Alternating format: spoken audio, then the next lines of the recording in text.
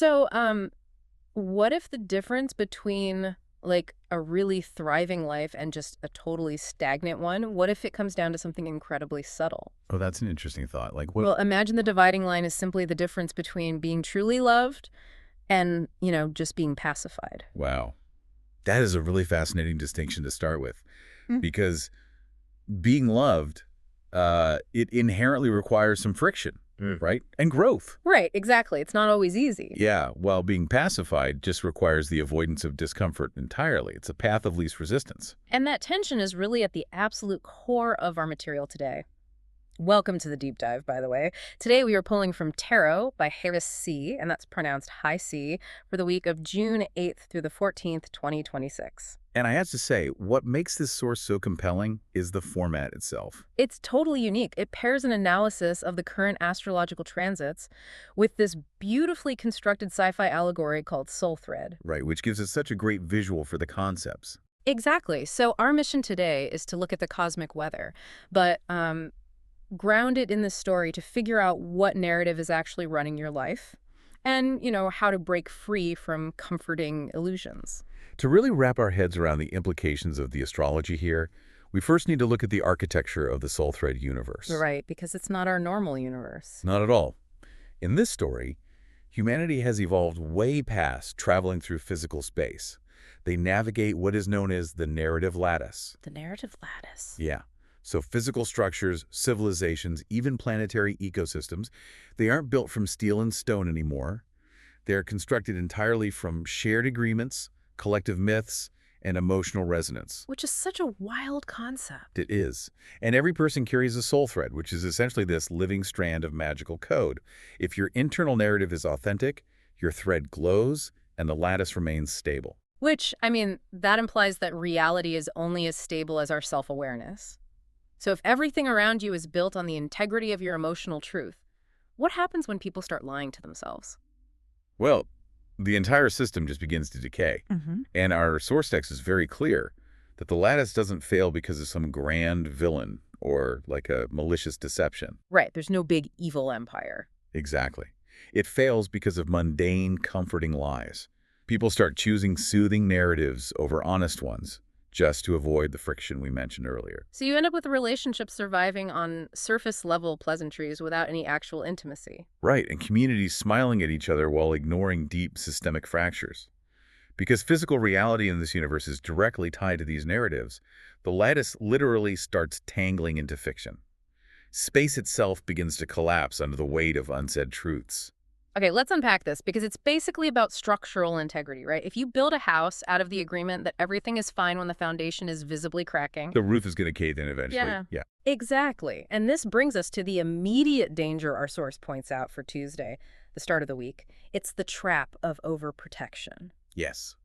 And we see this perfectly mirrored in the Tuesday astrology with Venus conjunct Jupiter. Which usually sounds like a good thing, right? Well, yeah, anyone familiar with this transit knows it projects this massive, lush, big-hearted energy. It's deeply protective and generous.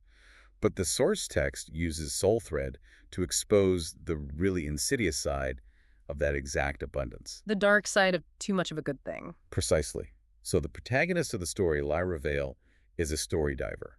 Her job is to navigate the deepest, most broken layers of the lattice to fix these narrative distortions. Kind of like a cosmic mechanic. Yeah, exactly. And she gets called to a sector known as hearth space. When she arrives, she finds an environment that is just overflowing with this unchecked Venus-Jupiter energy. Gardens are blooming in the vacuum of space, estranged families are magically reuniting, and the atmosphere is thick with nostalgic bliss. But there's a catch, obviously, because if the lattice is failing, that perfection can't be real. Right, it's entirely synthetic. The challenge of Venus conjunct Jupiter is excess. It's the tendency to overdo a good thing until it morphs into a cage. Oh, wow.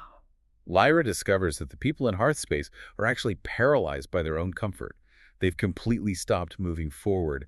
Instead of living, they are obsessively recreating old memories. So they're rebuilding childhood homes that no longer serve them and resurrecting idealized, sanitized versions of failed relationships. Exactly, it's a trap. It's kind of like they are living inside an emulator of a vintage video game. You know, you get all the nostalgia, all the familiar sights and sounds, but you're not actually generating anything new. That's a great You're analogy. just looping the past to avoid the unpredictability of the present. It looks flawless, but there's like no oxygen in the room.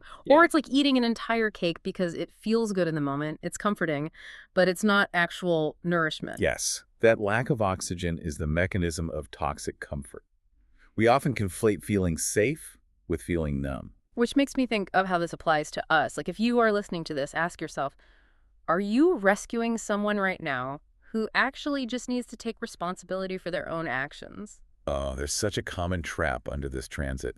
We wrap people in sensory deprivation instead of letting them build the psychological muscle required for resilience. Because their discomfort makes us uncomfortable. If we fix it for them, we don't have to watch them struggle. If we connect this to the bigger picture, the lattice literally whispers a warning to Lyra in this scene. It says, nourishment is not the same thing as escape. Nourishment is not the same thing as escape. Wow. That line really defines the core psychological test of this Tuesday transit. True nourishment isn't reactive, and it isn't a transaction designed to buy peace. True nourishment sustains you for the journey ahead, whereas escape just pauses the clock. But you can't pause the clock forever. Eventually, reality asserts itself. And usually, it does that through friction, you know, the false stability breaks, Which perfectly aligns with Wednesday's energy shifting into Mercury square Saturn. hitting the brick wall. Basically, yeah. When this square hits, the architecture of our communication gets severely tested. Mercury wants to connect and articulate, but Saturn demands structure, limitation, and rigorous honesty. So that soft, diffuse comfort of hearth space just evaporates, and we are left dealing with intense restriction. Exactly. And the text shows this playing out as a massive communication breakdown across the lattice. People are trying to connect emotionally, but they refuse to offer any vulnerability. They want the reward of intimacy without the risk of exposure. And the lattice simply refuses to compute that paradox. Lyra ends up traveling to an ocean world called Miralon, where two prominent leaders have been engaged in a Cold War of silence for 30 years. 30 years of silence? That sounds exhausting. It is. They are supposedly there to sign a vital planetary treaty, but they spend 14 hours debating the semantics of a single, irrelevant sentence. Okay, let me push back on this scenario, though. If we look at real-world dynamics, whether it's a boardroom or just a tense family dinner, isn't a strategic silence sometimes the better play? What do you mean? Well, if you are dealing with deeply entrenched defensive positions, forcing a difficult, awkward conversation can sometimes burn the bridge completely, so why not just keep the peace, even if it's superficial? I get that. But the physics of emotional avoidance in this story don't allow for a static peace. Suppressed energy demands a structural outlet, Okay, right. and the astrological tension of a square aspect doesn't let you just walk away. It forces the issue. The source text explains that when we avoid stating our underlying fears, that avoidance creates a void and tension rushes in to fill it. So the leaders weren't really arguing about the sentence. No, those leaders on Miralon weren't actually debating semantics at all. They were posturing because neither wanted to be the first to drop their shield. But Saturn comes in and demands a solid framework for your emotions. Yes, feelings are valid, but tone, timing, and facts still count. You can't just project your anxiety, you have to articulate it with integrity. So the breakdown isn't happening because the topic is too hard. It's happening because they are trying to solve an emotional wound with intellectual bureaucracy. Precisely. And Lyra recognizes this. She interrupts the endless debate and tells them flatly, say the thing you are avoiding. Oof, I can just imagine the tension in that room. The room goes dead silent. Then, one leader finally drops the bureaucratic mask and whispers, I was hurt. And the other one. The other looks at him and replies, so was I. And once that underlying truth is out in the open, the 14-hour stalemate just evaporates. They sign the treaty 20 minutes later. It's amazing. Reality just needed a doorway. And that doorway was the uncomfortable admission of vulnerability. It really illustrates how much energy we waste constructing elaborate defenses to avoid a simple 3-word sentence like, I was hurt. Yeah, but once you crack open those unspoken truths, everything shifts. The dam breaks. And when a dam breaks, you get a flood, right? Which brings us to Friday.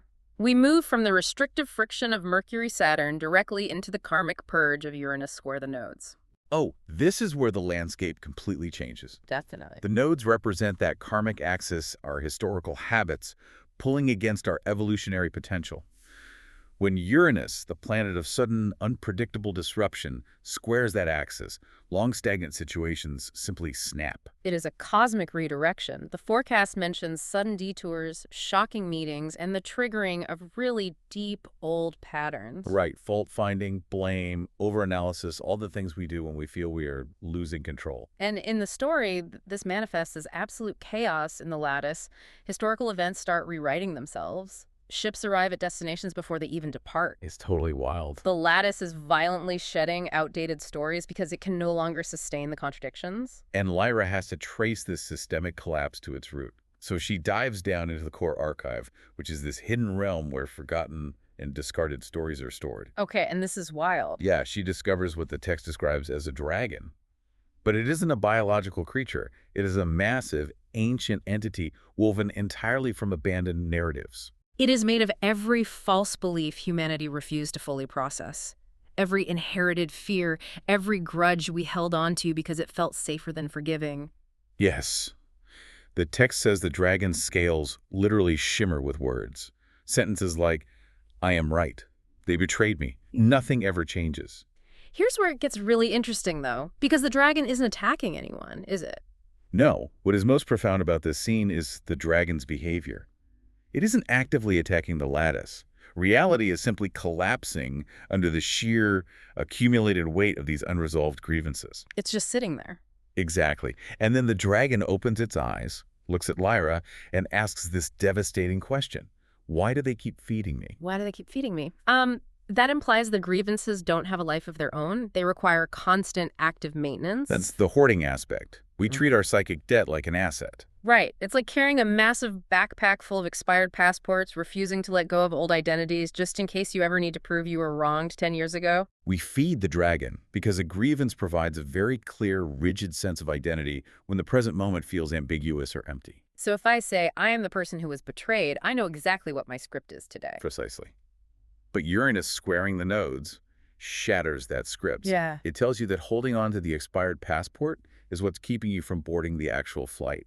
So these unexpected twists, the sudden disruptions in our plans or relationships this Friday, they aren't punishments, they are interventions. Yes, the universe is actively dismantling the feeding mechanism.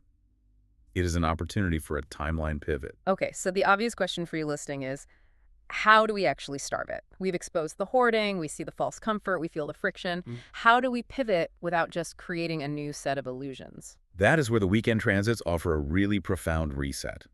We shift gears entirely as Venus moves into Leo on Saturday, accompanied by a new moon in Gemini on Sunday. Saturday brings a dramatic shift in tone with Venus and Leo. We move out of the heavy karmic baggage and into warmth, playfulness, and creative fire. Yeah, the forecast notes that under this Leo influence, love wants to be seen and pleasure demands play.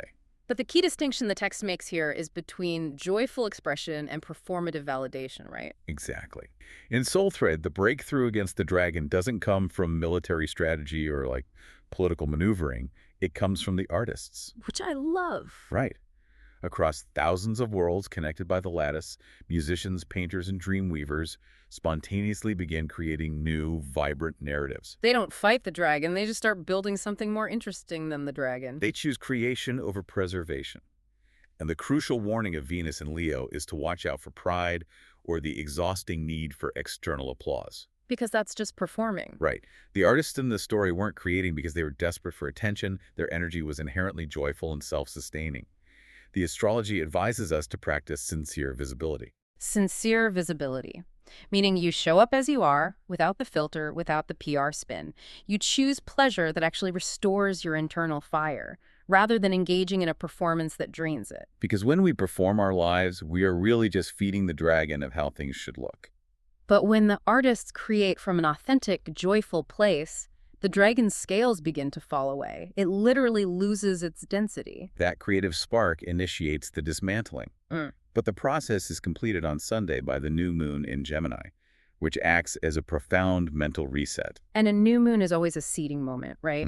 And in Gemini, it is about new perspectives, curiosity, and rapid communication. Yes, and this transit is heavily supported. It forms a sextile to Saturn, which provides the discipline to actually follow through on our new ideas. And a sextile to Eris, the archetype of discord, which gives us the raw courage to look at uncomfortable truths. Right.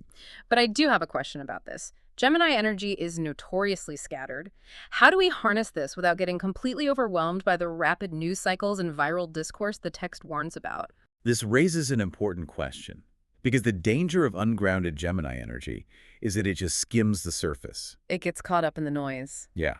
If we get caught in the cycle of internet controversies or reactive outrage, we revert straight back to, I am right, and they betrayed me.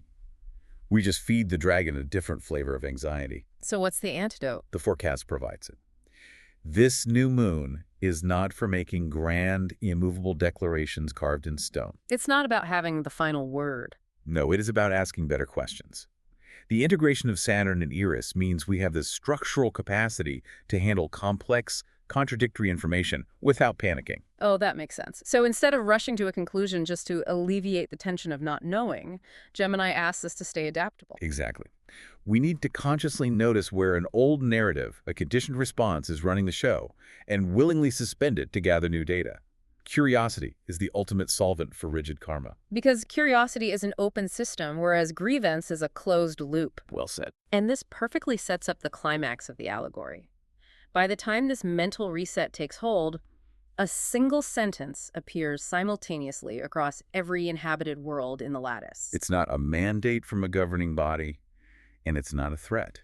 It is simply a question. What story are you willing to stop repeating? And because they have moved through the friction, dropped their shields, and starved the dragon of its false importance, billions of people are finally able to answer it. They abandon the ancient grudges, they release the identities, and those expired passports they have completely outgrown. They forgive, they apologize, and they collectively admit they desire a different future. And the really beautiful part is that the dragon doesn't die.